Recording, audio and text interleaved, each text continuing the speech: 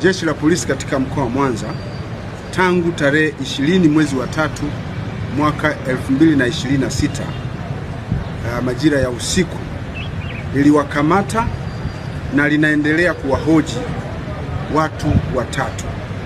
Watu hao watatu ni askari mgambo na wamekamatwa kwa tuhuma za mauaji ya kijana mmoja ambaye anaitwa Rashidi Masunga Nyandonga.